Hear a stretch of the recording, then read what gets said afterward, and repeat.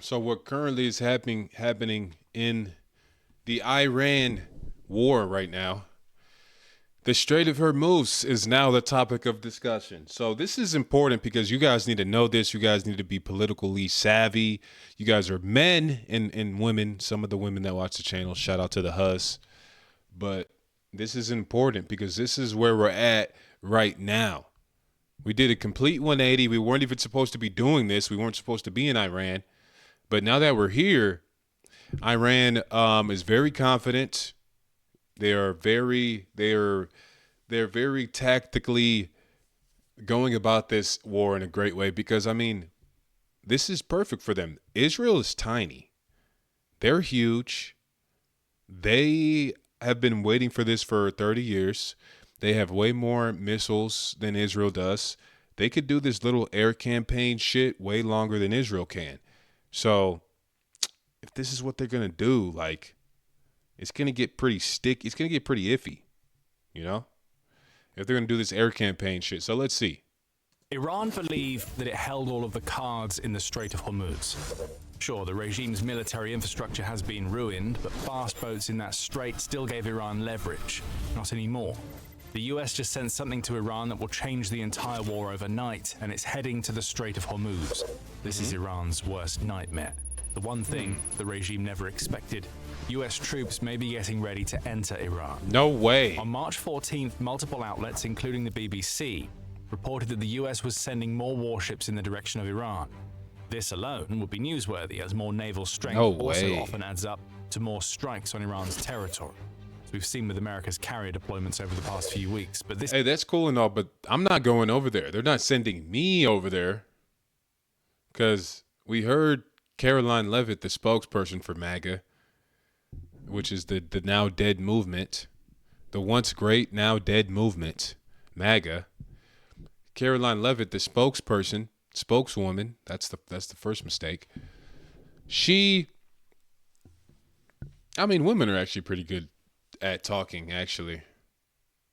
Women are pretty good when it comes to talking. I'll give them that. Other than that, yeah. But yeah, Caroline Levitt, she said that the draft is actually not off the table. You know, she said that Donald Trump didn't put the draft off the table, and he always keeps these things, always keeps the option open. That's why he's the best. He always keeps the option open for your kids to die for Israel. This is different. The ships sailing toward Iran are led by the USS Tripoli, which is an amphibious assault ship that also happens to be leading an elite US Marine Expeditionary Unit toward the Middle East. This is huge. Amphibious ships and expeditionary units offer the clearest sign yet that the US is gearing up to put boots on the ground. And we'll explain why that might or might not be the case later in the video. As for the group being sent, the Warzone, or TWZ, offers some more details. It says that the latest grouping of ships set sail after US Central Command received direct approval from the US Secretary of War, Pete Hegseth, to send them. What's heading to Iran right now is an amphibious ready group, or ARG, the outlet says, which has an attached Marine Expeditionary Unit. An ARG typically includes an assault ship, 2 transport docks, and a support vessel that carries an embarked Marine Expeditionary Unit, MEU, of at least 2,200 Marines. And it's possible they may hold more. The New York Times suggests that about 2,500 Marines are en route to the Middle East, and it provides us with the name of the unit being sent, the 31st Marine Expeditionary Unit. Right now, the USS Tripoli. They asked Trump, why are you sending Marines to the Middle East, or why are you sending Marines, 2,500 Marines? Like he just said. Trump was like, "Oh, you're fake news. Next question." What? That's a good question. That it leads are sailing to the Middle That East shit isn't working anymore, bro. We actually want to know now. Also note the Marines and sailors on these ships have been getting ready for something. On March 13th, the US Indo-Pacific Command shared images of sailors on the USS Tripoli conducting a live fire exercise the previous day. While this was played off as a routine exercise, and it may well have been, the timing seems uncoincidental. On March 12th, the exercise was taking place. 2 days later, the news broke that the USS Tripoli was on its way toward the Middle East. And here's where it gets really bad for Iran's regime. This ARG and Expeditionary Unit may be the first of several.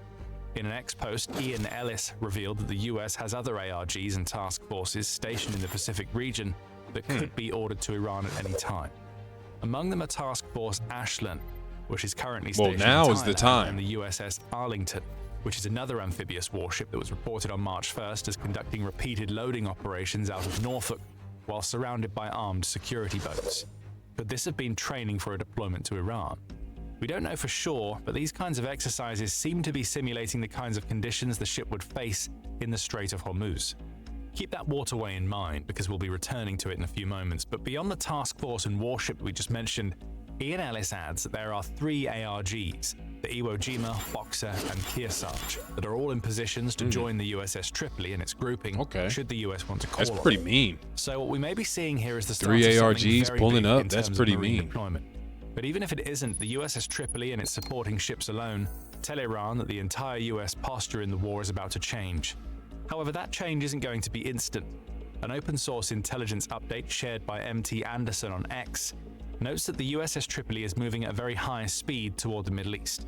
This can be tracked via satellite photos, which show the ship's wake is large enough to indicate that it's going hell for leather to get to the Middle East. However, even at such a high speed, the ship and its grouping still have to make it to the Middle East from where it's stationed in White Beach, which is in Okinawa, Japan. Okay. The warship was spotted approaching the Bashi Channel that lies between Taiwan and the Philippines on March 12th, and it may take another week or two before it arrives in the Middle East. But that doesn't change the headline. The US is sending Marines and amphibious warships into the Middle East.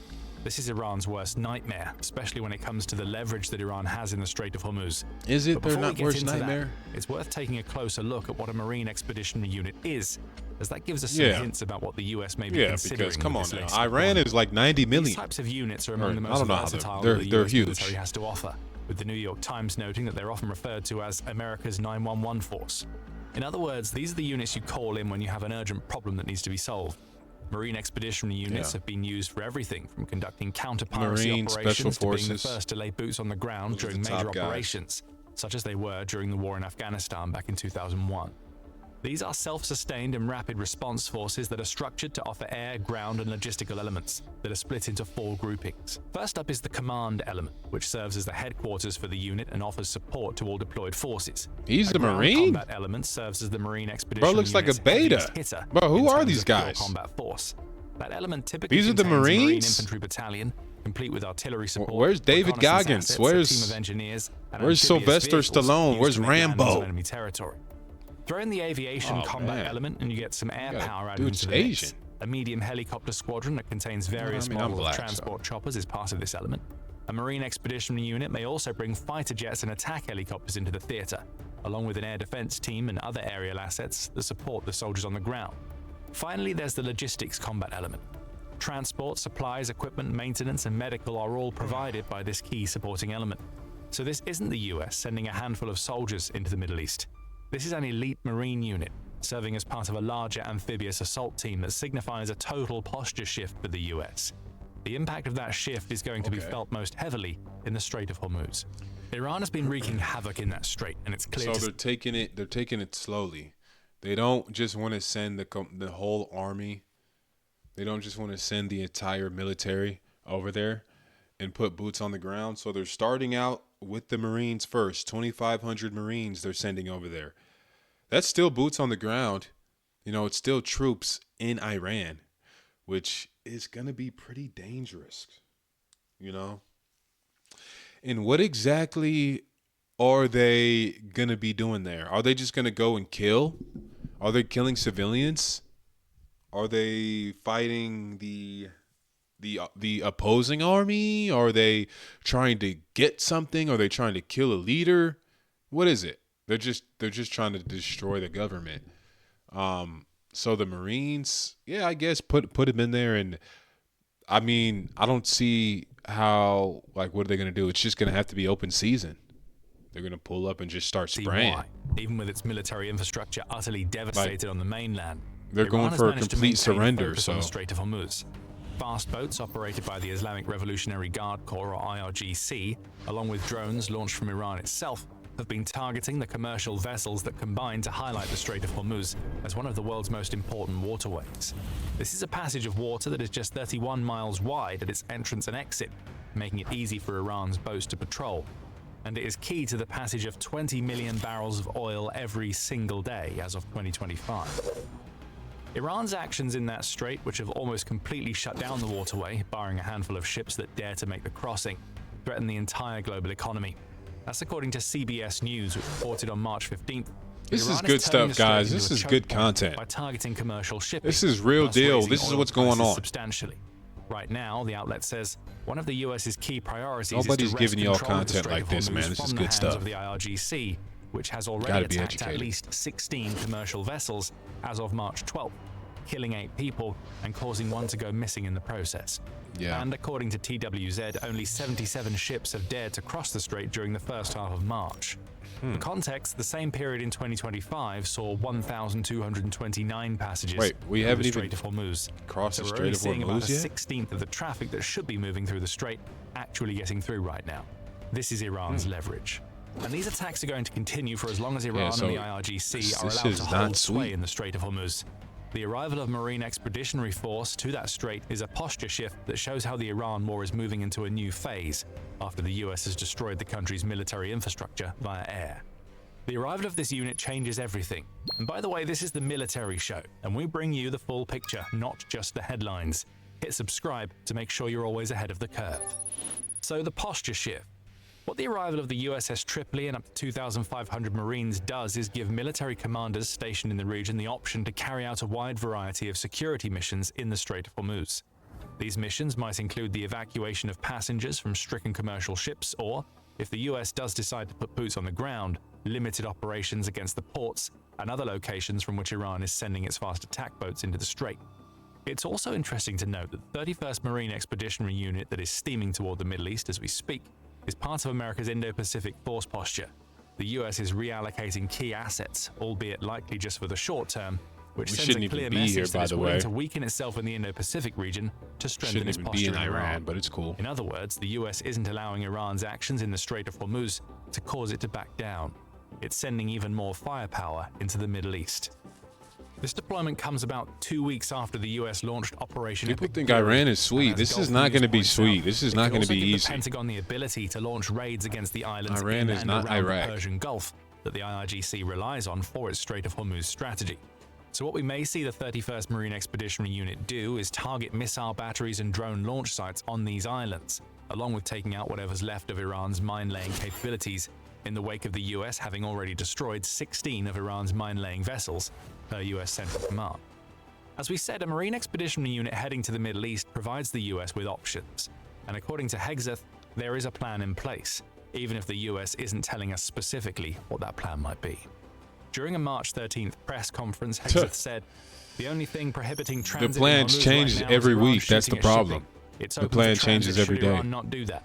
An obvious statement perhaps, but this also gives us a hint about what's happening in the mind of the US Secretary of War. Hegseth claims what's that the happening US is in his already mind? dealing with Iran's attacks on Drugs. commercial shipping, with TWZ adding that he said You want to know what's happening in Pete Hegseth's mind? Cocaine and the Adderall. US isn't going to allow the Strait of Hormuz to remain contested. So the US has some kind of plan. The question now is simple: what is the plan? Boots on the ground seems to be an increasing likelihood, so stick with us as we'll be exploring what that might mean for the future of Operation Epic Fury. However, simply having the versatility and variety of options that we've already mentioned could be what Hegseth has in mind. A Marine Expeditionary Unit can be used to support America's aerial operations against Iran, for instance.